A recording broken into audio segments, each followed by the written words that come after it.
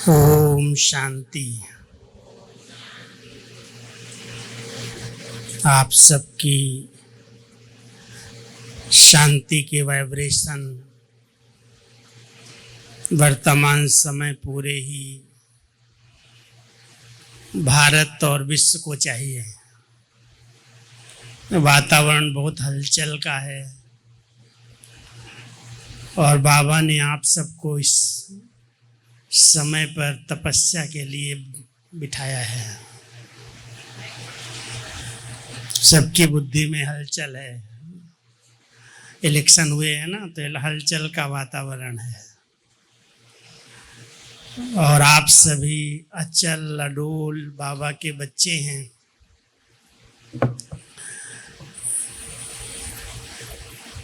मन बुद्धि की एकाग्रता से हलचल को भी अचल बना देना बहुत बड़ी सेवा है। बहुत अच्छे ढंग से आप सब बैठक में बैठे योग कर रहे हैं, क्लासेस सुन रहे हैं। बाबा ने इस कलयुगी सृष्टि को परिवर्तन करने के लिए रुद्र गीता ज्ञान यज्ञ की स्थापना की। सभी को इसका पूरा नाम पता है ना? यज्ञ का पूरा नाम मालूम है ना? राजस्व अश्वमेध अविनाशी रुद्र गीता ज्ञान यज्ञ। इतना बड़ा यज्ञ बाबा ने रचा है। राजस्व माना स्वराज्य के लिए, अश्व घोड़े को कहते हैं, उसका स्वाहा करना, ये अश्व देहाभिमान। स्वराज्य के लिए देहाभिमान के अश्व को स्वाहा करके रुद्र भगवान ने ये यज्ञ रचा है, जिससे नई दुनिया की स्थापना होगी। कोई भी संकट, कोई भी ऐसी बातें जब संसार में आती हैं तो यज्ञ रचते हैं। बरसात नहीं पड़ेगी, अत्यधिक बरसात पड़ जाएगी, कोई भी रोग फैलेगा, बीमारी होगी, कोई भी संकट होगा, तो भारत के अंदर तो विशेष ये मान्यता रही है कि यज्ञ रचो। और उस यज्ञ के अंदर आहुति भी देते हैं, लेकिन वो आहुति देते हैं घी की, अन्न की, कई प्रकार की सामग्री क्या करते हैं, स्वाहा।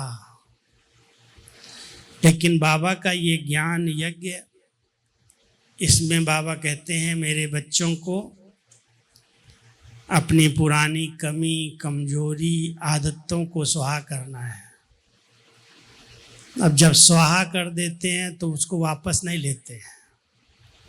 अग्नि के हवाले कर दिया, समाप्त हो गई। कोई भी बची हुई सामग्री को भी लास्ट में स्वाहा कर देते हैं। तो यज्ञ स्नेही बच्चों ने यज्ञ की सेवा की है। एक छोटे से यज्ञ को महायज्ञ बनाया है। कितना छोटा सा यज्ञ था। एक छोटा सा पांडव भवन, और आज मधुबन में हजारों भाई बहनें जाते हैं, रहते हैं, और यज्ञ के अंदर ब्राह्मण उसकी संभाल करते, डेगरे चढ़ते रहते हैं, भोजन बनता रहता है, आने वाले खाते रहते हैं, और योग अग्नि में अपनी कमी कमजोरी स्वाहा करते। वो महायज्ञ, बड़ा यज्ञ मधुबन, और साथ साथ बड़े बड़े सेंटर्स, सब सेंटर्स, जहाँ भी बाबा के बच्चे तपस्या कर रहे हैं, वो तपस्या कुंड एक यज्ञ है। और उस यज्ञ के अंदर अपना तन मन धन जो भी है शक्ति वो सफल करते हैं, सेवा में देते हैं, लगाते हैं, और उससे उस यज्ञ का विस्तार होता है, वृद्धि होती है, अनेक आत्माओं का भाग्य बनता है। तो आप सभी अपने आप को यज्ञ स्नेही तो समझते ही हैं, नहीं सब स्नेही बैठे हैं ना। जो स्नेही होते हैं वो सहयोगी होते हैं, उनको सहयोग के लिए कहना नहीं पड़ता। जहाँ कोई आवश्यकता होती है वो अपना फर्ज समझते हैं कि बाबा के यज्ञ में कोई भी कमी ना आए, मैं उसमें अपना योगदान दूं, सहयोग दूं। तो जो यज्ञ स्नेही और सहयोगी बैठे हैं वो हाथ उठाओ। सभी है ना, सभी के सहयोग से आज यज्ञ का इतना बड़ा विस्तार हुआ है। 140 देशों में 14 लाख से अधिक परिवार इससे जुड़ गए। हम जब आए थे तो कहते थे 1.5 लाख भाई बहनें हो जाएंगे बस, और आज 14 लाख परिवार हो गया। मुरली के अंदर आज 23 साल पहले की मुरली में बाबा 9 लाख का आह्वान कर रहे थे। 9 लाख तो हों तब तो वापस चले। तो आज 14 लाख बाबा के बच्चे हैं जो मुरली सुनते हैं, ज्ञान योग में पक्के हैं, नियम मर्यादाओं में चलते हैं। तो बाबा अपने बच्चों को यज्ञ स्नेही और सहयोगी तो बनाता है, लेकिन बीच बीच में चलते चलते कुछ विघ्न आते हैं यज्ञ के अंदर, और वो सबसे बड़ा विघ्न होता है अपने पुराने विकारी संस्कारों का। क्योंकि इस यज्ञ की संभाल करने वाले, यज्ञ के विस्तार और वृद्धि में सहयोग देने वाले, उनकी मुख्य धारणा है संपूर्ण पवित्रता, मन वचन कर्म की पवित्रता। जहाँ उस धारणा में कोई कमी आती है कोई कारण से, वहाँ पर इस यज्ञ में विघ्न पड़ने लगते हैं, समस्याएं क्रिएट होने लगती हैं। जबकि यज्ञ रक्षक तो शिव बाबा स्वयं है, वो इस यज्ञ को चला रहा है, बढ़ा रहा है, वो खुद इसका मालिक और खुद ही इसका रखवाला है। यज्ञ को कुछ बिगाड़ा नहीं जा सकता। पहले लोग कहते थे, कोई ब्रह्मा कुमारी आश्रम में आते थे तो भाई देखना वहाँ नहीं जाना, वो आश्रम ठीक नहीं है, वहाँ ये पढ़ाया जाता है, वहाँ जाओगे तो बच्चों की शादी नहीं होगी, वहाँ जाओगे तो ये होगा।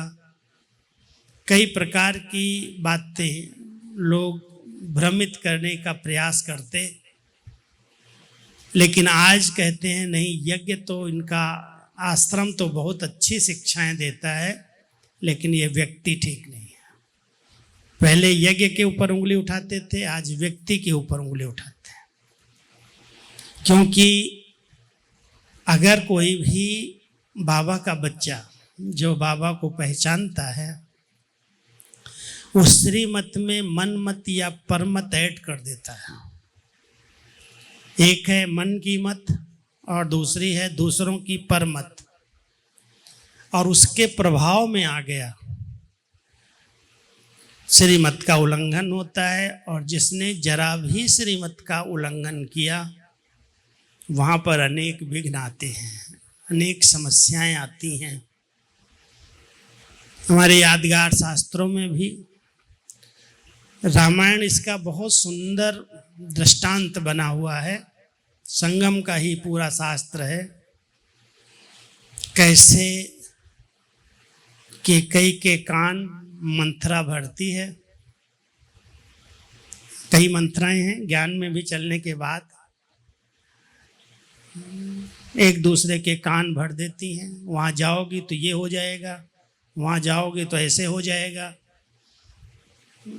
और वो कार्य करते करते घर को पिटा देती, झगड़े पैदा कर देती। ज्ञान में चलते हुए भी अगर कोई ऐसा करता है तो बहुत बड़ा विघ्न है, वो समस्या रूप है यज्ञ के लिए। रक्षक नहीं है लेकिन वो भक्षक बन जाता है। आप सभी तो ऐसा नहीं करते हैं ना? सोचना, कभी भी किसी के कान भरने का काम तो नहीं करते हैं। बाबा उसको एक और नाम देता है, मुरली के अंदर मंत्रा नहीं कहता है, लेकिन सिंधी में कहते हैं धूतीपना। धूतीपना, धूतीपना माना इधर की उधर, उधर की इधर, घर फिटाने का काम। वैसे नारद के लिए कहते हैं, वो जिस घर में जाता था वहाँ झगड़े करा देता था। लेकिन आजकल नारद का भय कम है, लेकिन ये जो माताएं हैं ना, गुप्त इधर से उधर, उधर से इधर, पर चिंतन पर दर्शन में बहुत समय देती हैं, और उसके कारण कई घर फिट जाते हैं, अच्छे अच्छे ज्ञानी परिवार टूट जाते हैं, कान भरने का काम। तो आप सभी एक बात का पहला ध्यान देना, बाबा ने हम सबको, गांधी जी का एक चित्र दिखाया गया था। पहले बाबा ने उस चित्र के आधार से अपने बच्ची का चित्र बनवाया था। उसमें बंदरों के ऊपर एक मुख पर उंगली थी, एक आंख पर थी, एक कान पर थी। Hear no evil, see no evil, talk no evil. न बुरा देखना है, न बुरा सुनना है, न बुरा बोलना है।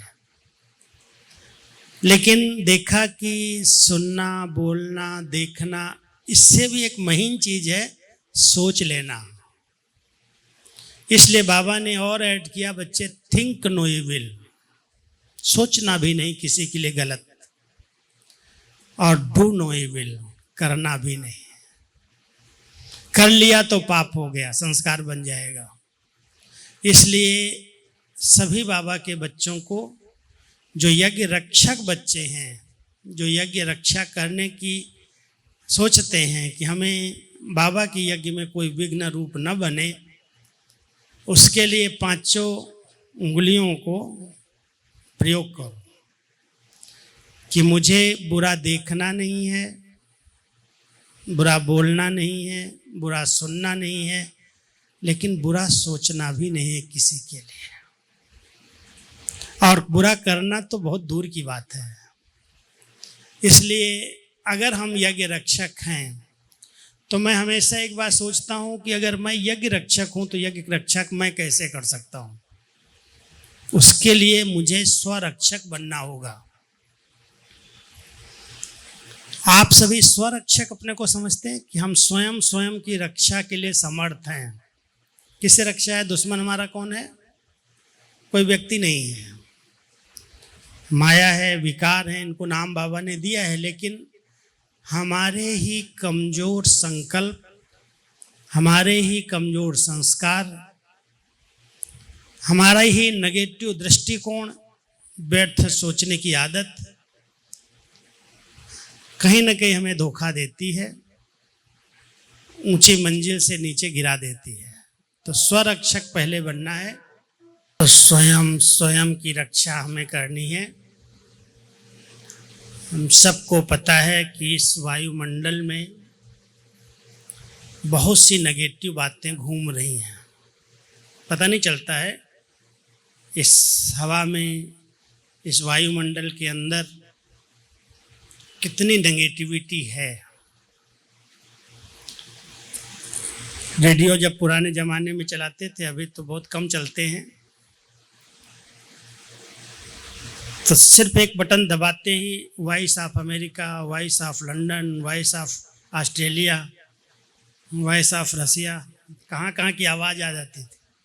छोटा सा डब्बा रखा है, ट्रांसमीटर लगा है, ऐसे स्विच ऑन किया और इसी वायुमंडल में वो जो आवाज़ें गूंजी हुई हैं, भरी हुई हैं, वो हम सुनने लगते हैं। ट्रांसमीटर वहाँ से चला है, वहाँ ब्रॉडकास्ट हो रहा है, कितनी दूर है, जाने में लाखों रुपया लग जाए, लेकिन वहाँ वो एक मशीन के ऊपर बोल रहा है। वो वायुमंडल से चारों तरफ घूमते घूमते हम किसी कोने में बैठे हैं, एक स्विच ऐसे किया और वो आवाज़ हम सुनने लगते हैं। कहाँ है वो आवाज़ें? इसी वायुमंडल में है ना। ऐसे ही कई आवाज़ें, कई बातें, कई दुख दर्द वाली सीन, कई घटनाएं इस वायुमंडल में दर्दनाक सीन्स हैं। और कई आत्माएं हैं जिनको जन्म नहीं मिला, वो भी अपनी इच्छा लेके इसी वायुमंडल में भटक रही हैं। तो हर ब्राह्मण आत्मा को अपनी स्वयं स्वयं से रक्षा करनी है। इसलिए बाबा कहते हैं, बच्चे शुभ सोचने की आदत डालो। सोचने से, संकल्प करने से एक बहुत शुद्ध विचारों का आभा मंडल बनता है। जो अच्छे अच्छे विचारों में रहते हैं, बहुत सरल नेचर वाले हैं, कोई व्यर्थ नहीं सोचते, किसी के लिए भी बुरा नहीं सोचते, उनका जो ओरा है, जो आभा मंडल है, वो बड़ा प्योर, शुद्ध, शक्तिशाली, पवित्र बन जाता है। और कोई भी बात अगर इस वायुमंडल में है भी, कोई हमारे लिए बुरा कुछ करना चाहता है, सोचना चाहता है, हमारा कोई नुकसान करना चाहता है, लेकिन हम बड़े शुद्ध पवित्र विचारों में रहते हैं और हमारा ओरा शक्तिशाली है, हम किसी के लिए कोई गलत बात नहीं सोच रहे हैं, तो कोई के नेगेटिव बातों का प्रभाव मन पर नहीं आता है। आज योग नहीं लगता है, इतनी धारणाएं करते हुए भी पवित्र भी हैं, शुद्धन भी खा रहे हैं, संग की भी परहेज कर रहे हैं, उठ भी जाते हैं, अमृत वेला भी करते हैं, मुरली भी सुनते हैं, लेकिन जिस तरह से बाबा चाहता है मेरे बच्चे एक सेकंड में मेरे वतन में आ जाएं, मन और बुद्धि एकाग्र हो जाए, मेरे साथ दुख दर्द की आवाज़ जो चारों तरफ है उसे सुने, उन पर रहम करें, उनको मदद करें, वो नहीं कर पा रहे हैं। क्यों? क्योंकि अपने आभा मंडल को अपने संकल्पों के आधार से उन्होंने शक्तिशाली नहीं बनाया है। इसलिए व्यर्थ बातों का बहुत जल्दी प्रभाव पड़ रहा है। मैं आप सबसे एक बात बहुत प्यार से कह रहा हूँ और मैं खुद उसका अभ्यास करता हूँ और मैंने उस पर विजय प्राप्त की है, इसलिए बता रहा हूँ। मैं एक छोटी सी अपनी कहानी सुनाता हूँ, अपनी लौकिक कहानी। 4 साल का था मैं, गोद में ही मेरे परिवार के सभी सदस्य ज्ञान में आ गए। माता जी आ गई, चाचा जी आ गए, पिताजी आ गए, बहन जी आ गए, सब के सब। क्यों आए? क्योंकि मम्मा हमारे गांव में 35 दादियों को लेके आई थी। पिताजी ने ज्ञान लिया था, उन्होंने निमंत्रण दिया, वो गांव में आ गई। तो हम सबके सब गांव वाले, एक नहीं सैकड़ों, ज्ञान में चल गए। एक ही भाषण मम्मा ने किया, बिना माइक, बिना लाइट, और मम्मा की पर्सनालिटी देख करके, उनका व्यक्तित्व देख करके पूरे गांव में जय जयकार हो गई। बहुत सारे बाबा के बच्चे बन गए। मम्मा ने हमारे घर में ही गीता पाठशाला खुलवा दी, पिताजी को कहा तुम ही चलाओ। अब पिताजी के जो बड़े भाई थे, दादाजी हम कहते थे उनको, वो भक्ति के अंदर बहुत नंबर 1 थे और तंत्र मंत्र जंत्र सब कुछ आता था। अगर उनके सामने कोई भूत वाली आत्मा आ जाए तो ऐसे दृष्टि देते थे तो वो सामने नाचने लगता था, बता देता था, प्रवेश कर लेता था। और बहुत सिद्धियां प्राप्त थी। गोला गोकर्ण नाथ के वो भक्त थे और वो शादी नहीं किया था, कुमार थे। लेकिन मोह तो होता है लौकिक में, बच्चा जब हो जाता है घर में तो और ज़्यादा आ जाता है। तो हम 2 भाई हुए, पिताजी का 1 बहन 2 भाई। तो हमारे छोटा भाई था जो बहुत छोटा था और चेचक हो गई, बड़ी वाली चेचक, उसने शरीर छोड़ दिया। तो दादाजी घर वालों को बोलने लगे कि ये जो है दूसरा, मेरे को जब चेचक हुई, तुम इसको बचाना चाहते हो तो तुम मुझे दे दो, मैं बचा दूंगा, नहीं तो ये भी मर जाएगा। तो मोह होता है घर में बच्चों के प्रति कि भाई एक तो बचे घर में। तो उन्होंने, मैं 6-7 साल, 5-6 साल का था उस समय, उन्होंने मेरे को उनके हवाले कर दिया, तुम संभालो और इसको ठीक कर लो। अब मैं ठीक हो गया तो मुझे पढ़ाया लिखाया, सब कुछ किया। अब ब्रह्मा कुमारी का ज्ञान जो विशेष करके पवित्रता का है, उसमें सारा समाज और परिवार ये सोचने लगता है कि अगर ये ज्ञान में चल गया तो कुल दीपक कौन बनेगा।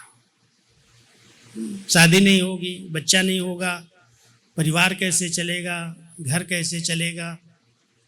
और उसके कारण वहाँ पर भले परिवार के सभी सदस्य ज्ञान में हों, लेकिन उनको बहकाने वाले, उनको कान भरने वाले बहुत होते हैं। आप लोगों में भी कई कई होंगे ऐसे, अपने घर को नहीं देखते, दूसरे घर में आग लगा देते हैं, भर देते हैं, भड़का देते हैं। तो मैं तो बाबा के घर में अचानक एक दिन आया, 15 साल तक आने नहीं दिया। जब तक मेरी उम्र थोड़ी बड़ी हो, पढ़ रहा था, बाबा कानपुर में गए, पिताजी हर साल मधुबन आते थे, माताजी आती, सब आते थे परिवार वाले, मुझे नहीं आने दिया। तुम जाएगा तो ज्ञान में अगर चल गया तो कुल दीपक कौन बनेगा, शादी तेरे को करनी पड़ेगी। लेकिन ड्रामा अलग था, बाबा की नज़र तो थी। पत्र बाबा के हर 15 दिन में मुझे मिलते थे। राजेंद्र प्रसाद, बच्चे को खास याद देना, मेरा लौकिक नाम राजेंद्र प्रसाद। बाबा की नज़रों में था, याद प्यार मिलती रहती थी, लेकिन बाबा कौन है, मुरली कौन है, मैं होते घर में नहीं सुनता था। तो जब मैं मधुबन में आया और मधुबन में परिवार मिला, प्यार मिला, अपनापन मिला, और मेरा निर्णय ले लिया अब मुझे यहीं रहना है, यही घर मेरा है। फिर भी दादी जी ने बहुत समझाने की कोशिश की, नहीं भाई तुम बहुत छोटा है, तुम्हारे परिवार की जवाबदारियां हैं, तुम एक बार तो जाओ। तो मैं गया घर में, और ड्रामा ऐसा था जो वैराग्य दिलाने वाली बातें होती ना, वो आने लगी सामने। और जो उस उम्र के होंगे वो जानते हैं, 71 में जब बांग्लादेश को आज़ाद कराने की युद्ध हुई, वो 71 इतनी खतरनाक युद्ध थी। तो मैं जब हाई स्कूल में पढ़ रहा था, शाम को 6 बजे के बाद ब्लैकआउट हो जाता था। ब्लैकआउट, अंधेरा, कोई बाहर नहीं निकल सकता, कोई लाइट नहीं जला सकता, कोई कुछ नहीं कर सकता। तो मुझे पिताजी ने पक्का करा दिया था 76 में विनाश हो जाएगा, खत्म हो जाएगा, क्या करेगा पढ़ करके। बहुत निश्चय था, अटूट निश्चय। तो मैंने कहा कि अभी विनाश शुरू हो गया और हमको क्यों छुट्टी नहीं मिलती है।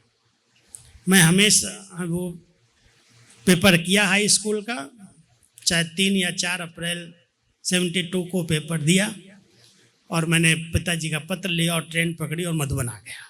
कोई से छुट्टी नहीं लिया। मधुबन आया, दादी ने देखा, दादी की दृष्टि, अरे तुम आ गया क्या, दिखाओ चिट्ठी। देखी चिट्ठी, रख लिया। चिट्ठी इतनी अच्छी लिखी थी उन्होंने, इस सृष्टि पर भगवान नई दुनिया बनाने के लिए आया है, स्वयं भगवान का कार्य चल रहा है, और उसमें अगर थोड़ी सी सहयोग की अंगुली हम लोगों की लग जाए परिवार की, तो इससे बड़ा भाग्य और क्या होगा। दादी, अगर इस बेटे को आप समर्पित कराओ, इसको छुट्टी मैं बहुत देर से देता हूँ, लेकिन चांस मिले तो मुझे भी समर्पित करा देना, मैं भी यज्ञ में सेवा देना चाहता हूँ। तो दादी मेरे को नीचे से ऊपर तक देखी कि ये तो इकलौता बेटा है, पिता इसका इतना निश्चय बुद्धि है, छुट्टी दे दिया। अब पेपर शुरू होना था। 3-4 साल तो मैं यज्ञ में ठीक ठीक सेवा किया, सब सीख लिया, टाइप सीख लिया, सिंधी सीख लिया, सब प्रकार की सेवा करने लगा। अब वो दादाजी को आग लगी, ऐसे कैसे हो सकता है, मेरी भी शक्तियां काम करेंगी। और उन्होंने अपनी शक्तियों का प्रयोग करना शुरू कर दिया। जो आज कलयुग की विद्या है उसका प्रयोग फुल फोर्स में। लेकिन वो जब मैं यज्ञ से कहीं बाहर जाता था तब कैच कर लेते थे, कहाँ है, किधर है। लेकिन यज्ञ के अंदर जब रहता था तो पता नहीं चलता था कहाँ है। कभी कभी बोलते थे जब मैं जाता था, वो कौन सी वहाँ शक्ति है जो मेरी शक्तियाँ वहाँ से डर के भाग आती हैं, किस स्थान पर तुम रहते हो। वहाँ एक बहुत बड़ी बड़ी लाइट मुझे दिखाई देती है, लाल लाल, और वो हमारी शक्तियाँ वहाँ जा कर के डर के वापस आ जाती हैं। तो शिव बाबा की शक्ति पांडव भवन में थी, हम रह रहे थे, वहाँ कौन सी आसुरी शक्ति आ सकती है। लेकिन उन्होंने फिर और प्रयोग किया, माँ को कुछ खिला दिया। अब माताएं क्या होती, थोड़ा सा अटैच रहती परिवार वालों, ज़्यादा अटैच, बहुत रहम दिल होती हैं। बेचारा अकेले बना के खाता है, बूढ़ा है, बड़ा है, थोड़ा कुछ मैंने भेज दिया बना करके, कुछ उन्होंने भेज दिया प्रसाद, और प्रसाद भेज करके कुछ उनको खिला दिया।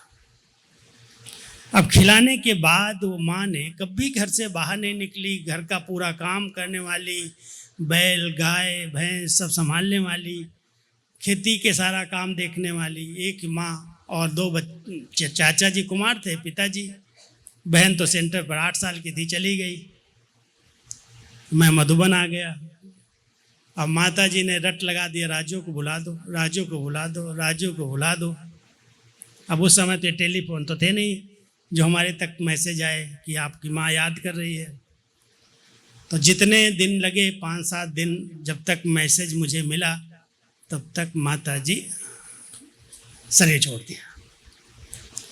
अब जब शरीर छूटा तो दादी के पास समाचार आया, और दादी ने उसी समय मुझे बुला के कहा, अब तेरे ऊपर बहुत बड़ा पेपर है, और ये पेपर क्रॉस करने के लिए तुम अपनी सुरक्षा में रहना, स्वरक्षक बनना।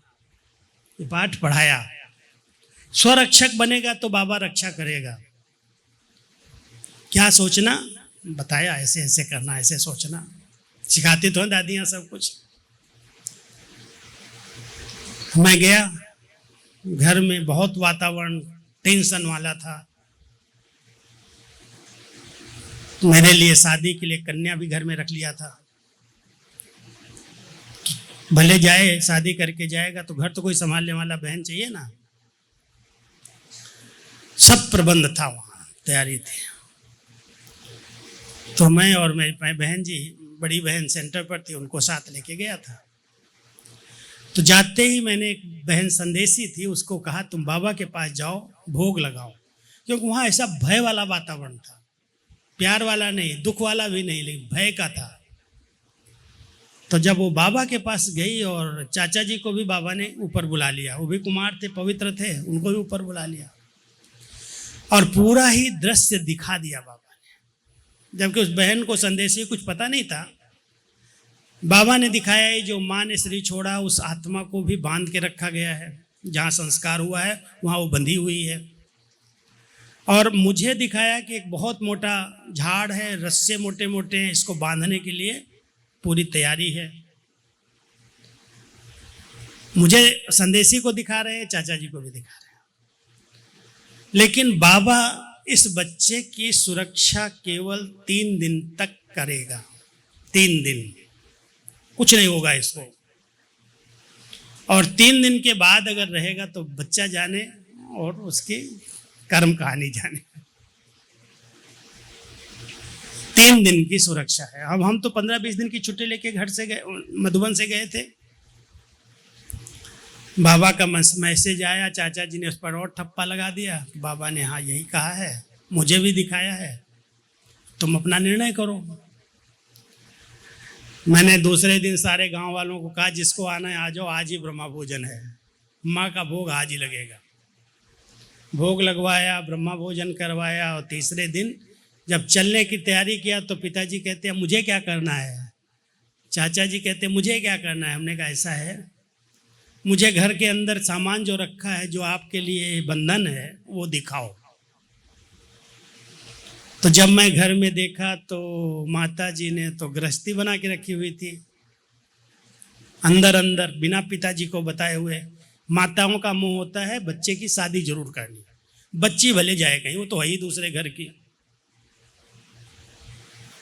तो मेरे शादी के लिए उन्होंने बढ़िया गहने, जेवर, बहुत सारा सामान, अटैची भरी पड़ी थी, पेटियाँ, और अलग नई नई प्रकार की साड़ियाँ जो मारवाड़ी फैमिली में होती है, सब साधन, बहुत सारा सामान रखा था। तो मैंने पिताजी को कहा, देखो ये है माया, ये माया है, माया वो दूसरी अलग है। और ये अगर तुमने अपने पास रखी है तो तुम कभी यहाँ से छुटकारा नहीं पा सकते हो। इसलिए मेरी ये राय है, मैं कुछ नहीं लूँगा, 1 रुपया भी यहाँ से नहीं लेने वाला हूँ। न मुझे आपकी खेती से कुछ चाहिए, न मुझे यहाँ दुकान से कुछ चाहिए, न मुझे घर से कुछ चाहिए। मुझे बाबा ने सब कुछ दिया है। लेकिन आप चाहो तो इसको जल्दी से जल्दी, जितनी जल्दी इसको समेट लो। घर बाबा का है, पाठशाला यहाँ चलती है, खेती सदा देने वाली है। न खेती बेचना है, न घर बेचना है, लेकिन दुकानें निकालो, गाय भैंस बैल बंधन वाली चीज़ें हटाओ, और ये जो माया है इसको हटा दो, बेचो इसको, या दुकान सेंटर पर दे दो। और उस लड़की को मैंने बोला, तेरे को अगर ब्रह्मा कुमारी बनना है तो जाओ सेंटर पर रहो, जाकर कोर्स कर लो, वहाँ सेंटर पर रहो। मेरी शादी हो चुकी है तो मेरे चक्कर में नहीं रहना। बस 3 दिन में मैंने टोटल निर्णय लिया और गांव वालों से छुट्टी करके वापस आ गए, मधुबन आ गया। दादी ने देखा, क्या हुआ, तुम कैसे छुटकारा पाया, भाग के तो नहीं आया? हमने कहा, भाग के नहीं आया हूँ, बाबा ने मेरी रक्षा की है, वो हमारे साथ है और उसने ऐसे ऐसे डायरेक्शन दिया। लेकिन मैं 1 सेकंड भी संकल्प नहीं आया कि बाबा ऐसे कैसे कह रहा है। बहुत सारे डायरेक्शन थे, एक के बाद एक थे। वहाँ जाना नहीं, जहाँ शमशान में संस्कार हुआ वहाँ नहीं जाना, मंदिर में उनके अभी नहीं जाना 3 दिन के लिए, क्योंकि वो मंदिर बना हुआ था। उसके बाद तो मैं गया बेधड़क होकर के, बाबा की लाइट है, शुद्ध संकल्प है, क्या करेंगे। लेकिन ध्यान केवल इतना रखना, खाना नहीं कुछ भी, उनके हाथ से, उनकी चीज़ से कोई चीज़ का ममत्व तो नहीं रखना। जबकि मैं वारिस हूँ, मंदिर पर मेरा अधिकार, उनकी दुकान पर मेरा अधिकार है, सब कुछ है, लेकिन कुछ नहीं चाहिए। जहाँ कोई भी कामना है वहाँ सामना नहीं किया जा सकता। ये बाबा की लाइन है, कोई कामना नहीं। दादाजी ने थोड़े दिन के बाद शरीर छोड़ दिया। जो पिताजी के पिताजी बड़े भाई थे, टेंशन में आ गए, बहुत दबाव में आ गए, क्या हो गया, सारा घर ही खत्म हो गया। उन्होंने शरीर छोड़ा। उसके बाद गांव से मैसेज आए, दुकान, ये मंदिर इतना बड़ा उन्होंने विस्तार किया है, आप क्या करना चाहते हो, मेरे लिए पूछा गया।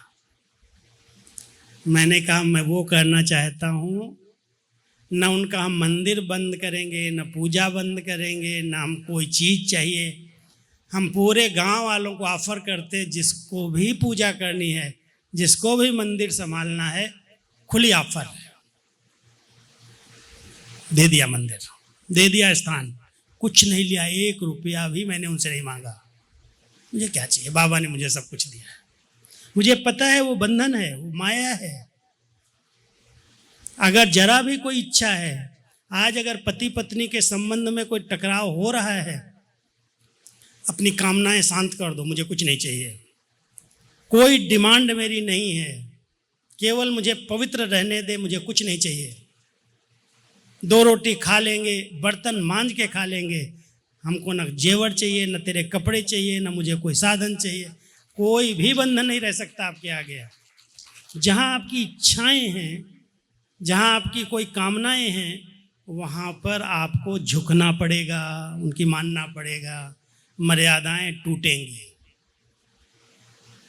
बाबा ने हम बच्चों को पक्का कराया है, बच्चे कोई हद की कामना नहीं रखो किसी से भी। हमने वही अपनाया, उसी विधि से मैं पार हुआ। उसके थोड़े दिन के बाद जब पिताजी ने सब कुछ समेट लिया, कहने लगे अभी क्या करूं, तो हमने कहा एक सेंटर पर आओ, पहले निकलो वहाँ से, घर से बाहर। थोड़े दिन वहाँ रहे, फिर चाचा जी को बुलाया, आवास निवास विभाग में सेवा दे दिया मधुबन में। 1 मास 1.5 मास बीता, पत्र आया पिताजी का, मेरी तबीयत ठीक नहीं रहती है, क्या करना है।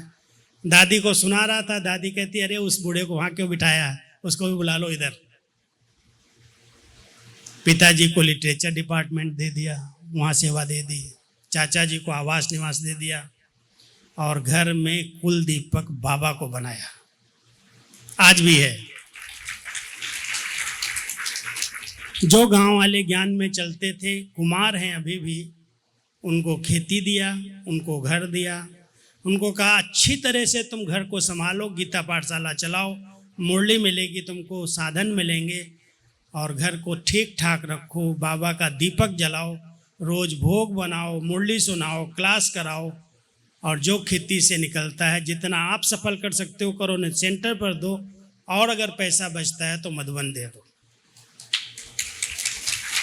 वो हिसाब किताब मैं नहीं रखता कि मुझे इतना खेती से चाहिए, इतनी बड़ी खेती है 3 की, तीनों का मालिक मैं हूँ, लेकिन मुझे उस खेती के द्वारा जो उपज होती है वो सेंटर पर दे आओ, खुद यूज करो, घर को ठीक ठाक रखो, क्लास चलने दो, और जो पैसा बचे वो यज्ञ में दे दो। बस मैं जाता हूँ, कभी कानपुर गया, कभी लखनऊ गया, आते हैं, या मधुबन आते हैं, 50,000, 25,000, 40,000 जितना दे जाएं, मैं ये नहीं पूछता तुमने कितना धान से कितना मिला, गेहूँ से कितना मिला, जो तुम्हारी मर्जी है सफल करो और सेवा करो। कुल दीपक तो बाबा बैठा है, लौकिक कोई नहीं है, अलौकिक है। तो बाबा स्वरक्षक बनने के लिए अपने बच्चों को इतना ज्ञान दे रहा है, लेकिन हम उस आभा मंडल में रहते ही नहीं हैं। हम सोचते ये चाहिए, ये चाहिए, ये चाहिए, हमारा आभा मंडल खत्म, खंडित। तो आप सब पहले स्वरक्षक बनो। स्वयं की जो रक्षा करता है, मर्यादाओं के अंदर रहता है, वही बाबा के यज्ञ की संभाल कर सकता है, आने वाली समस्याओं का सामना कर सकता है। कैसी भी बातें आ जाएं, हम पक्के हैं तो हम अपने अनुभव से, अपने निश्चय से उस विघ्न को हटा सकते हैं। केवल विघ्न बढ़ता तब है जब हम उसका अधिक चिंतन करते हैं, ये हो गया, ये हो गया, ये हो गया। और कई यज्ञ रक्षक पता क्या करते हैं, 4-5 का ग्रुप बनाते हैं, एक लेटर बनाते हैं, लेटर में नाम भी नहीं लिखते हैं, नीचे लिखते हैं यज्ञ रक्षक, और वो फॉरवर्ड कर देते हैं सबके यूट्यूब पर और सबके व्हाट्सएप पर। यज्ञ रक्षकों का ये कार्य है क्या? इससे यज्ञ रक्षा होगी? या गलत मैसेज एक दूसरे को दे करके बिना सोचे समझे एक नेगेटिव बातें वातावरण में फैला करके यज्ञ के लिए समस्या क्रिएट करते हैं। वो यज्ञ रक्षक नहीं, वो यज्ञ भक्षक है। यज्ञ रक्षक तो शुभ भावना का दान देते, कोई नेगेटिव बात दिखाई देती है, कोई कमजोरी सेंटर की बहनों की दिखाई देती है, जो यज्ञ रक्षक हैं वो उस बात को बड़ा नहीं बनाते, उसको छोटा बना करके समाते हैं, समाप्त कर दे, और नहीं अगर समाप्त हो रही है तो शुभ भावना का योगदान देते हैं, कर्तव्य समझते हैं तो बड़ों तक वो बात ले जाते हैं, बता देते हैं, बताने के बाद उसकी पीठ नहीं करते, वो यज्ञ रक्षक हैं। अगर बताने के बाद भी यहाँ क्यों नहीं किया गया, मैंने कहा था, वो भी विघ्न रूप हैं। इसलिए बाबा अपने बच्चों को कहता है, अगर यज्ञ रक्षक बनना है तो कोई भी बातें, जो नेगेटिव बात आपको दिखाई देती, यज्ञ की दिखाई देती, मधुबन की दिखाई देती, बड़ों की दिखाई देती, टीचर्स की दिखाई देती, सेंटर की दिखाई देती, उस बात का वातावरण नहीं बनाओ। उस बात को बात की तरह, जैसे माँ बाप अगर कोई बच्चा गलती करके आता है तो सोचते हैं मेरे बच्चे की बात कहीं आउट ना हो जाए, ये मेरे घर की बात है, मेरे तक रहे। ऐसे ये परिवार की बात परिवार तक रहे, घर की बात घर तक रहे, वो बाहर आउट ना हो, वो यज्ञ रक्षक है। संभालो अपने यज्ञ को। बातें क्यों नहीं होंगी? भिन्न भिन्न संस्कार हैं, वैरायटी हैं, कोई कैसे हैं, कोई कैसे हैं। पढ़ाई एक है, लेकिन पढ़ने वाले नंबरवार हैं, नंबरवार उनकी धारणाएं हैं, नंबरवार उनकी मर्यादाएं हैं, और उनको अगर हम कमजोरी के रूप में देखेंगे, वर्णन करेंगे, तो वो वातावरण हम खराब करने के निमित्त बनेंगे। सुधारने वाले उसके लिए योग करते हैं, उसके लिए शुभ चिंतक बनते हैं, उसके लिए स्पेशल बैठ करके सकाश देते हैं कि ये खत्म हो जाए। उस बात को वर्णन और चिंतन में नहीं लाते हैं, वो यज्ञ रक्षक कहलाते हैं। और जितना हो सके पवित्रता की, योग की किरणें दो, क्योंकि जितने विघ्न हैं उन सब का मूल है अपवित्रता। अपवित्रता की बहुत गहरी मूल्यां चली हैं, बहुत गहरी परिभाषा है। ऐसे नहीं कह दो पवित्र बन गए माना ब्रह्मचारी हो गए, परसों के वरदान में क्या था? अपवित्रता का अंश आलस्य और अलबेलापन है। और मुरलियां खोल के देख लो, अपवित्रता का अंश व्यर्थ संकल्प, व्यर्थ सोचना है।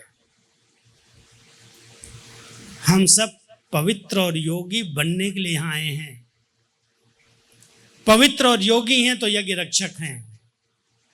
जरा भी सूक्ष्म में अपवित्रता का अंश है, व्यर्थ सोचने की, व्यर्थ बोलने की, व्यर्थ देखने की, कोई भी व्यर्थ आदत है, वो यज्ञ रक्षक कभी नहीं बन सकता। वो यज्ञ के लिए समस्या है। हम सब बाबा के बच्चे व्यर्थ को स्टॉप करें। और दो बातें ध्यान पर रखना, दो बातें इस पिछली मुरली में बाबा ने कही है, अव्यक्त मुरली में। एक, समाने की शक्ति धारण करो, लेकिन नेगेटिव को नहीं समाना। बड़ी वंडरफुल बात बाबा कह रहा है। नेगेटिव बातें चल रही हैं, गलत बातें हो रही हैं, उसको संभालोगे तो वो आपके मन को खराब करता रहेगा, अंदर अंदर संकल्प को नेगेटिव करेगा। नेगेटिव बात को पॉजिटिव बनाओ, पहले उसको चेंज करो। इसमें भी कुछ कल्याण है, इसमें भी कुछ उन्नति है। ये जो बात नेगेटिव आई है, इसमें भी कुछ सीखने को मिलेगा। ये पेपर कोई और कुछ सिखा के जाएगा। उस नेगेटिव को पॉजिटिव बना करके संभालो, समाप्त कर दो। और दूसरा बाबा ने कहा, इस दर्पण को बड़ा स्वच्छ रखो, मैला होने नहीं दो। ये भगवान का आसन है, ये आत्मा का निवास स्थान, अकाल तख्त है। किसी की कमी कमजोरियों को नोट करके अपने मन को डिस्टर्ब नहीं करो। सब पुरुषार्थी हैं। मम्मा की एक बात मैं सुना देता हूँ। जून महीना मम्मा मास चल रहा है। मम्मा एक बहुत प्यार से कहती थी कि लोग अपनी कमी कमजोरियों का किचड़ा बाहर फेंकना चाहता है, योग करता है, पढ़ाई करता है और निकालना चाहता है। लेकिन कई ऐसे समझदार बच्चे हैं जो उस फेंके हुए किचड़ों को उठा करके अपने जेब में रखते हैं, अपने पास रख लेते हैं। क्यों? गंदगी का, कूड़े का ढेर अपने पास इकट्ठा करते हो। गंदगी को फेंका जाता है, गंदगी को जलाया जाता है, गंदगी को अपने पास नोट नहीं किया जाता। ये ऐसे हैं, ये ऐसे हैं, ये ऐसे हैं। क्या हम कूड़े के डब्बे हैं जो हमको सुना के लोग चले जाएं? कोई भी कोई गलत बात सुनाए, बाबा कहता है वो दुश्मन है, उसके अपने कान बंद कर लो, सुनना नहीं है। अगर आप व्यर्थ बातें सुन रहे हो, माना आपके पास किचड़ा इकट्ठा हो रहा है, आपके अंदर कीड़े घुसेंगे, आपको परेशान करेंगे, आप रोगी हो जाएंगे, दूसरों की रक्षा क्या करेंगे? इसलिए कोई भी बात, व्यर्थ चिंतन, पर चिंतन, नेगेटिव चिंतन अगर आपके आगे कोई करता है, कान बंद है, मुझे नहीं सुनना है। दादी जानकी बहुत हंसाती थी हम लोगों को। कभी कभी बड़े बड़े पत्र आते थे, किससे उत्तर ले? हम दादी के पास चले जाते थे, दादी आज एक ऐसा पत्र आया, इसका उत्तर आप देंगी? थोड़ा देर सुनती थी, कहती थी, राजू बाबा ने मेरे कान बंद कर दिए, ये ना बहरा हो गया, सुनता ही नहीं मेरे, क्या सुना रहा है तुम? दादी कैसे चलेगा, इतना बड़ा यज्ञ है, कोई बातें आती हैं, कोई तो निर्णय करने वाला चीज। अरे इससे नहीं ठीक होगा ये, तुम उसकी महिमा लिख दो, उसकी विशेषताएं लिखो, उसको ज्ञान की एक डोज दे दो। कोई भी उसके पत्र का उत्तर का एक शब्द भी लिखने की जरूरत नहीं है। हम किसी के किचड़े को छेड़ते नहीं हैं। अगर कोई रोड पर किचड़ा करके चला जाता है, हमको लगता है ठीक नहीं है, तो हम अपने रुमाल निकाल के नाक पर ऐसे रखते हैं और साइड से निकल जाते हैं। उसको लात से छेड़ते नहीं हैं। छेड़ते हैं? म्यूनिसपालिटी में अगर बहुत रहम होता है, कहीं इसकी बदबू न फैले, कहीं कीटाणु न फैल जाएं, तो म्यूनिसपालिटी वाले को फ़ोन करेंगे, भाई ये किचड़ा पड़ा है, कोई मरा पड़ा है जानवर, आप आओ उसको उठा के ले जाओ। उसको हम जा कर के नहीं उठाते हैं, छेड़ते हैं। अगर कोई ऐसी बात दिखाई देती है, लगता है ये समस्या है, गलत है, यहाँ बदबू फैलेगी, तो उस बदबू को छेड़ो नहीं। जहाँ से उसको उठाया जा सकता है वहाँ तक बता दो, भले सुना दो, वो खत्म कैसे हो सकता है? तो यज्ञ रक्षक बनने के लिए क्या करोगे? स्वयं की रक्षा करो, शुद्ध विचार, पवित्र विचार, अच्छा आभामंडल, अच्छी बातों का चिंतन, ऐसा ग्रुप बनाओ जो केवल ज्ञान चिंतन करता हो। कई बार ग्रुप बनते हैं, शुरू करेंगे, स्टार्ट करेंगे वहाँ से, और 15-20 मिनट के बाद वही पर चिंतन शुरू हो जाएगा, यहाँ ऐसे होता, वहाँ ऐसे होता, ये होता। आए थे हरिभजन को होटल लगे कपास, क्या क्या करने लगते हैं, व्यर्थ चिंतन की टोकरी उठा लेते हैं। कोई फायदा नहीं ऐसे संगठन करने की। आज हमारा संगठन करीब 20 साल से, 15-20 साल हो गए होंगे। गुलजार दादी ने कहा था एक दिन, बीमार थी, मैं बॉम्बे मिलने गया, दादी कहती है, राजू मेरी एक भावना है। दादी के अव्यक्त होने के बाद, प्रकाश में दादी के अव्यक्त होने के बाद, मेरी एक भावना है, तुम एक ऐसा ग्रुप बनाओ जो सदा पॉजिटिव सोचने वाला हो। कितनी भी नेगेटिव बातें आए उसके पर उसका कोई प्रभाव न पड़े, उसमें वो इंटरेस्ट न ले। मैं आया मधुबन वापस बॉम्बे से, अपने भाई बहनों को इकट्ठा किया और हमने कहा, भाई ऐसा ऐसा दादी का संदेश है, हम क्या करें कि हमारा ऐसा ग्रुप बने। आज मेरे को लगता है 15-16 साल हो गए हैं, हमारे पास 40-50 का अच्छा सा ग्रुप शांतिवन में है। 7 दिन हम उनको बिजी रखने के लिए होमवर्क देते हैं। एक दिन विशेष योग कराते हैं, एक दिन खेती पर एक जगह ले जाते हैं, दूसरे दिन दूसरी खेती पर ले जाते हैं, मुरली का पेपर लेते हैं। ऐसे कहीं नया स्थान मिलता है तो वहाँ योग भट्टी करते हैं। लेकिन उनको एक ही शर्त है, इस ग्रुप में उनके नाम ही रखना है जो कोई भी बातों में, व्यर्थ की बातों में इंटरेस्ट नहीं लेते, देखते भी नहीं देखते, सुनते भी नहीं सुनते, होने दो जो होता है। इस यज्ञ का रखवाला भगवान है, इंसान क्या करेगा, रक्षक। हम क्यों अपनी बुद्धि को खराब करें, ऐसा हुआ वैसा हुआ, ये हुआ वो, होने दो, बाबा बैठा है ठीक करेगा। हम केवल शुभ भावना दें, केवल योग के प्रयोग करें। बताऊंगा शाम को, योग के प्रयोग करो। बाकी हमारी यज्ञ रक्षा तभी है, बाबा के यज्ञ रक्षक हम तभी हैं जब हम स्वरक्षक हैं, और दूसरा है मर्यादा रक्षक, जो मर्यादाओं की रक्षा करना जानते हैं। मर्यादाएं बाबा ने बनाई हैं, मर्यादाओं की लकीर को संकल्प में अगर उल्लंघन किया तो राम को कितनी मेहनत करनी पड़ी सीता जी को ढूंढने में। क्यों? एक छोटी सी मर्यादा, लक्ष्मण रेखा को केवल अंगूठा क्रॉस कर लिया, बेचारी 14 वर्ष वनवास और रावण की शोक वाटिका में बैठना पड़ा। अशोक वाटिका नहीं थी, दिन रात रोती थी। छोटी सी मर्यादा का उल्लंघन। आकर्षण किसका? सोनी हिरण का। राम को भी भटका दिया उसके पीछे। राम समझा रहे हैं सोनी हिरण नहीं होता, ये माया है। नहीं नहीं, आप नहीं जाना चाहे तो मुझे यही चाहिए। जिद, परखने की शक्ति की कमी, और साथ साथ जो रेखा खींची गई उसका उल्लंघन। बाबा ने अपने बच्चों की रक्षा के लिए सिर्फ यही कहा है कि बच्चे कभी भी कोई से जिद नहीं करो। जिद करोगे तो सिद्ध करते रहोगे। जिद नहीं करो, जो बात कही जा रही है उसको समझने की कोशिश करो, अपने को मोल्ड करो, अपने को चेंज कर लो, जिद में नहीं आओ। कोई भी सोनी हिरण नहीं है, उसकी आकर्षण में क्यों आते हो? कुछ नहीं चाहिए। अरे अपने घर का सोना चांदी, घर महल सब छोड़ के तुम राम के साथ रहने के लिए गई है। तुम्हारे पास क्या कमी थी? और राम थोड़ी कह रहा था तुम मेरे साथ चलो, तुम महल का सुख भोगती ना। लेकिन राम के साथ मुझे रहना है, उनसे जुदा नहीं होना है। फिर भी आकर्षण नहीं गई सोने की। अगर आकर्षण आकर्षित है, चीजें चाहिए, तो माया तो फिर मोहिनी रूप रखेगी, ले जाएगी कैद में। तो हम सब मर्यादा पुरुषोत्तम बने। मर्यादाओं की रक्षा अगर हम करेंगे तो यज्ञ रक्षक स्वतः बन जाएंगे। मर्यादाएं नंबर 1 नोट करके रखो। 4 बातें मैं सुनाता हूं। एक नियम है, एक मर्यादाएं हैं, एक श्रीमत है, एक दिनचर्या है। बहुत विस्तार से इस पर मेरा चिंतन चला है, ऐसे नहीं हम सोचते हैं। बाबा ने ब्राह्मणों के लिए कितनी अच्छी दिनचर्या बनाई है, अमृत वेले से रात तक।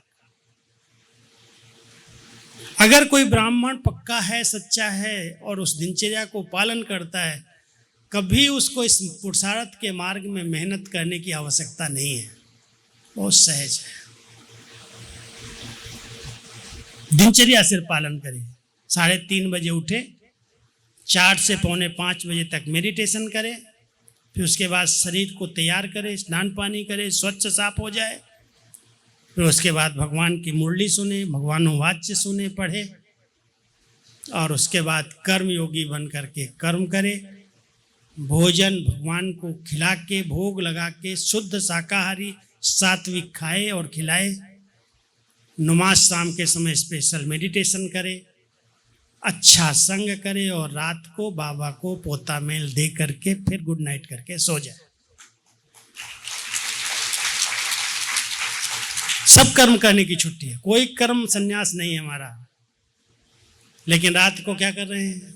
टीवी चल रही है, नहीं टीवी तो यूट्यूब चल रही है, देख रहे हैं, टाइम वेस्ट कर रहे हैं। और कोई अगर सीरियल देखने की आदत बन गई तो दिमाग खराब। 11 बज गया, 12 बज गया, फिर अमृत वेले कहेंगे बाबा की श्रीमत है ना, उठना चाहिए, उठ जाएं, फिर नमाज पढ़ेंगे, योग नहीं करेंगे। क्यों? 11 बजे तक टीवी देख रहा है, यूट्यूब देख रहा है, आंखें खराब हो रही हैं, नींद बराबर नहीं आएगी। सवेरे अमृत वेला अच्छा होगा क्या? दिनचर्या बाबा ने बनाई है, अपनी दिनचर्या के अनुसार एक्यूरेट रहो। जो आवश्यक है, समाचार देखना है, 5 मिनट 10 मिनट भले देखो, जानकारी होनी चाहिए, लेकिन ऐसे लीन न हो जाओ उसके पीछे, नहीं तो सोशल मीडिया आज सबके दिमाग को खराब कर रही है। ध्यान देना, दिनचर्या हमारी एक्यूरेट है, नियम हमारे केवल 4 हैं। सबसे पहले संपूर्ण पवित्रता है, ब्रह्मचर्य व्रत है। दूसरा शुद्ध अन्न है, योगी के हाथ का बना हुआ है, सात्विक शाकाहारी है। हम इधर उधर नहीं खाते, मार्केट में इधर गए उधर गए, कोई कुछ भी कहे, भले नाराज होते होने दो, कब तक रहेंगे? वो फलाना नाराज हो जाएगा, ये हो जाएगा, वो हो जाएगा। अरे हमारे कुछ नियम हैं, हम योगी जीवन वाले हैं, हम क्यों किसी से कंप्रोमाइज कर रहे हैं? दृढ़ता है वहाँ सफलता है। अगर कमज़ोर है, क्या करूँ, ये नाराज हो जाएगी, ये हो जाएगी, बाबा ये दिखाओ जा करके ना, कौन मना कर। एक बार बाबा से कोई ने बोला, बाबा वो बीड़ी नहीं पीता हूँ ना तो मेरा पेट साफ नहीं होता है, बीड़ी पीना पड़ता है। अरे जा जा बच्चा, पी जाकर, खूब पी, 1 नहीं 10 पी, कौन मना करता है। फिर कह दिया अरे देवता बनना है तो नियम पालन, नहीं बनना तो जाओ, दुनिया पड़ी है। हम देवता बनने के राही हैं, हम सतयुग स्थापन कर रहे हैं, हम स्वर्ग लाने वाले हैं, और हम बार बार कहते हैं बहन जी ये करना पड़ता है, ये करना। बहन जी क्या कहेंगे? नहीं करो, जाओ जहाँ जाना है जाओ, दुनिया पड़ी है। इतने ऊंचे एम ऑब्जेक्ट को धारण कर रहे हैं, नर श्री नारायण, नारी श्री लक्ष्मी, सतयुग के महाराजा महारानी बनने की पढ़ाई चल रही है, और पढ़ने वाला कहता है ये करना पड़ता है, ये करना। भाई करो जाके ना, कौन मना करता है? जाओ खूब फैशन करो, जाओ बाजार में खूब खाओ पियो। जिसने जितनी नियमों की धारणा की है वो योगी है। ब्रह्मचर्य व्रत है, शुद्ध अन्न है, श्रेष्ठ संग है, और दैवी गुण है। कोई भी कर्म में गुण दिखाई दे, दिव्यता दिखाई दे, साधारणता बाबा को अच्छा नहीं लगती। ये समय की पुकार है, साधारणता खत्म करो। 4 ही नियम है, और जिन बच्चों ने 4 इन नियमों को दृढ़ता से पालन किया है, उनको योग लगाने में मेहनत है ही नहीं। शुद्ध अन्न खा रहे हैं, अच्छा संग कर रहे हैं, कोई पर चिंतन नहीं, कोई पर दर्शन नहीं। संग कहते हैं सत्य का संग, और सत्य केवल एक बाबा ही है। God is truth. देहमान वाला कितना भी कहे मैं सच्चा हूँ, सच्चा ही नहीं, क्योंकि वो अपने को आत्मा नहीं समझता। जब तक वो आत्मा समझ के बात नहीं करा तब तक वो सच्चा नहीं है, वो झूठा है। इसलिए सत्य का संग करो, अच्छे लोगों का संग करो, और दिव्यता को, दिव्य गुणों को धारण करो हर समय। नियम और दिनचर्या सुनी, मर्यादाएं संकल्प, बोल, स्मृति, दृष्टि, वृत्ति, कर्म सबके लिए मिली हुई है। इतने हम सब बाबा के पक्के बच्चे हैं जो बाबा ने एक एक बच्चे को एक एक चीज सिखाया। बच्चे, दृष्टि आपकी बिल्कुल सिविलाइज्ड होनी चाहिए, आत्मा पर जानी चाहिए, इसकी मेहनत करो। दृष्टि के लिए मर्यादा दे दी। सबसे पहला दृष्टि का ऑपरेशन बाबा करता है। हमारा ये आश्रम नेत्रालय है डॉक्टर साहब, नेत्रालय है। नेत्रों का ऑपरेशन होता है। जो भी दैहिक दृष्टि थी, देह को देखने की दृष्टि थी, क्रिमिनल दृष्टि थी, बाबा ने उस दृष्टि का पहले ऑपरेशन किया। बच्चे, आत्मा को देखो। शरीर को देखोगे तो डस लेगा ये सांप है, आत्मा मणि है। मणि को देखने का अभ्यास करो। क्यों किसी के रूप रंग पर जाते हो, क्यों किसकी बॉडी पर जाते हो? ये आत्मा है। पार्ट बजाने के लिए उसको ड्रेस मिली है, ये मिट्टी की ड्रेस है। मिट्टी से प्यार करने हम थोड़ी आए हैं, हम तो आत्मा को प्यार करते हैं। तो दृष्टि परिवर्तन, दृष्टि के लिए मर्यादा है। नहीं देखना है किसी के रूप रंग को, काला है, गोरा है, सुंदर है, कैसा भी है, बाबा का है, आत्मा है। वृत्ति के लिए मर्यादाएं हैं, बहुत सूक्ष्म वृत्तियां हैं। अनासक्त, उपराम। वृत्ति चंचल नहीं हो सकती। कोई भी ऐसा दृष्टिकोण न बने कि है ही ऐसा। किसने कहा ऐसा है? आज अगर आपकी बुद्धि में आ गया ये व्यक्ति ऐसा है और उसको सोचते रहे तो आपकी वो वृत्तियां बनती गई। जब सामने आएगा तो वही कमी कमजोरी दिखाई देगी। बाबा कहता, बच्चे, वृत्तियों को निर्दोष बनाओ, वृत्तियों को अनासक्त बनाओ, वृत्तियों को उपराम बनाओ, वृत्तियों को वैराग्य वाली बनाओ। वृत्ति पर बहुत ध्यान देना। संकल्प से भी सूक्ष्म वृत्तियां, फिर चित्त है, संस्कार है, उसका अलग परिभाषा। लेकिन वृत्ति के लिए बाबा की श्रीमत, मर्यादा। स्मृति के लिए मर्यादा है। जो कुछ बीत गया बच्चे नहीं याद करो। बीत गया, बीतती, बिंदी लगाओ। कल तक जो बीत गया उसको भी याद नहीं करो। बुराइयों को याद नहीं करो, कमजोरियों को याद नहीं करो, कोई गलत काम हुए उसको भी याद नहीं करो, बिंदी लगा दो। ड्रामा में था, देहाभिमान के कारण कुछ हुआ, फुल स्टॉप। बीती की का चिंतन नहीं है, कल की चिंता नहीं है। वर्तमान हमारा अच्छे से अच्छा बाबा के साथ बीते, ये श्रीमत है। आज पर ध्यान दो। कल की क्या किसने कहा? कल जो कुछ होगा अच्छे से अच्छा होगा, क्योंकि आज अच्छा किया है। आज का ही तो परछाई कल है। तो सभी इस बात को ध्यान देना कि हम सबको दृष्टि, वृत्ति और स्मृति, ये बहुत सूक्ष्म चीजें हैं। स्मृतियों में मेरा तो एक बाबा, सर्व संबंधों से एक बाबा, दिल से मेरा बाबा है और कोई भी मेरा नहीं है। जिसने एक बाबा को अपने दिल में बसा लिया है वही सुरक्षित है। इंसान कभी दुख देगा, कभी धोखा देगा। इसलिए बाबा को संसार बनाओ, एक की स्मृति में रहो, एक की यादों में रहो, सब कुछ प्राप्ति हो जाएगी। बोल के लिए मर्यादा है। कितनी सारी मर्यादाएं बोल पर मूल्यां हैं। पूरी अव्यक्त मूल्यों को छान लो।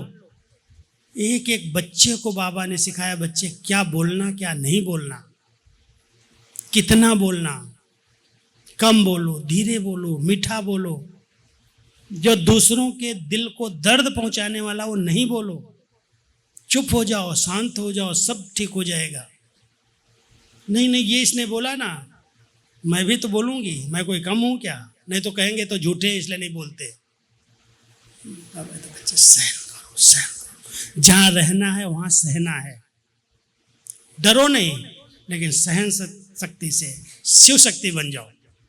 काली दुर्गा बनो, अभी शीतला बनने की जरूरत नहीं है। जहां परिवार शुद्ध है, पवित्र है, वहां हम शीतला हैं। और जहां आसुरी विचार वाली व्यक्ति सामने है, वहां मैं काली हूं, दुर्गा हूं, शक्ति हूं। कोई मेरे को हाथ भी नहीं लगा सकता। शेरनी बनो, शेरनी, तब विजयी बनोगे। मर्यादाओं में कंप्रोमाइज है ही नहीं। चाहे वो मरे, चाहे दुखी हो, चाहे नींद करे या न करे।